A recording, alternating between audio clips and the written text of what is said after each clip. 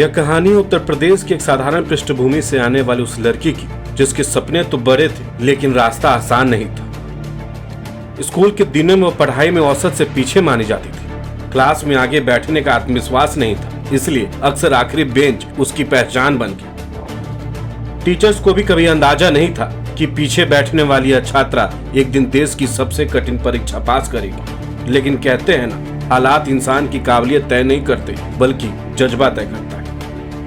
कहते हैं हार मान लेना ही असली हार होती है। आज हम आपको ऐसी कहानी बताने जा रहे हैं जो न सिर्फ प्रेरणादायक है बल्कि उन लाखों युवाओं के लिए उम्मीद भी है जो बार बार असफल होने के बाद खुद पर सवाल उठाने लगते हैं। यूपी की एक बेटी जो यूपीएससी में 4 बार फेल हुई, जो क्लास में हमेशा पीछे बैठा करती थी, और आज वही बेटी देश की प्रतिष्ठित सेवा में आईएएस अफसर बन चुकी है।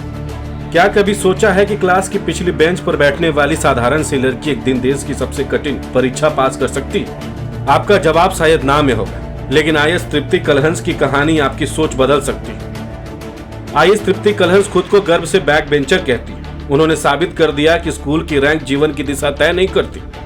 एक एवरेज छात्रा से देश की सबसे प्रतिष्ठित सेवा तक का उनका सफर किसी फिल्मी कहानी से कम नहीं।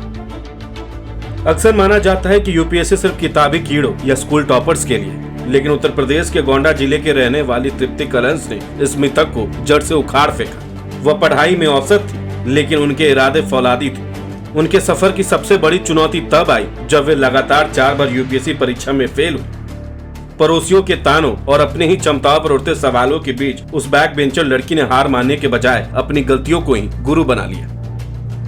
तृप्ति कलहंस कभी भी पढ़ाकू बच्चों की श्रेणी में नहीं रही। स्कूल के दिनों में पिछली बेंच पर बैठकर मस्ती करना और औसत नंबर लाना उनकी पहचान थी। तृप्ति कलहंस ने Fatima senior secondary school Gonda से 12वीं पास की। इसके बाद उन्होंने दिल्ली यूनिवर्सिटी के कमला नेहरू कॉलेज से बीकॉम की डिग्री हासिल की। आईएएस तृप्ति कलहंस का मानना है कि बैक बेंचर होने का एक फायदा यह है कि आपको गिरने का डर नहीं होता, सिर्फ ऊपर उठने की गुंजाइश होती है। सफर शुरू हुआ तो संघर्ष की कहानी भी लंबी होती गई। तृप्ति कलहंस यूपीएससी परीक्षा के पहले प्रयास में फेल हुई, फिर दूसरे, तीसरे में भी। लगातार 3 सालों तक बिना किसी गाइडेंस के यूपीएससी परीक्षा की तैयारी करना बहुत बड़ी बात थी। प्रीलिम्स तक नहीं निकाल पाने की वजह से वह सेल्फ डाउट से घिर गई थी। इस दौरान परिजन और रिश्तेदार उन पर दबाव भी डालने लगे थे। इससे उनकी तैयारी पहले से भी ज्यादा प्रभावित हो रही थी। फिर चौथे अटेम्प्ट में असफल होने के बाद साल 2022 में उन्होंने एग्जाम साइकिल से ब्रेक लेने का फैसला लिया। यह उनके लिए बहुत जरूरी था। तृप्ति कलहंस बताती हैं कि कई बार उन्हें खुद पर हंसी आती थी कि एक बैक बेंचर होकर उन्होंने इतना बड़ा जोखिम क्यों लिया, लेकिन हर हार के बाद वो फिर मुस्कुराकर खड़ी हो जाती। उन्होंने तय किया था कि वह लौटेंगी तो साहब बनकर ही, वरना नहीं। यूपीएससी सिविल सेवा परीक्षा में चौथी असफलता के बाद तृप्ति कलहंस ने महसूस किया कि वह टॉपर्स की नकल कर रही थी, इसलिए उन्होंने अपनी स्ट्रैटेजी बदल दी। उन्होंने 18 घंटे पढ़ने के बजाय क्वालिटी स्टडी पर ध्यान दिया। उन्होंने कठिन विषयों को रटने के बजाय उन्हें अपनी भाषा में कहानियों की तरह समझा।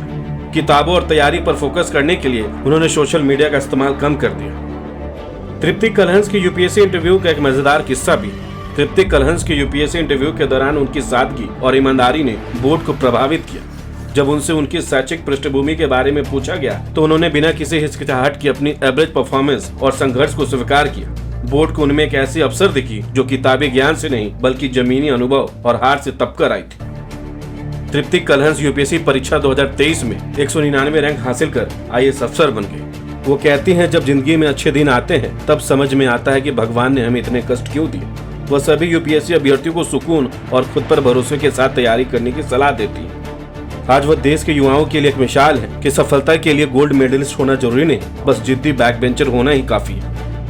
आज वो उन लाखों छात्रों के लिए मिसाल है जो बार बार गिरकर खुद को कमजोर समझने लगते हैं। उनकी कहानी बताती है कि असफलता की अंत नहीं होती बल्कि सफलता की तैयारी होती है।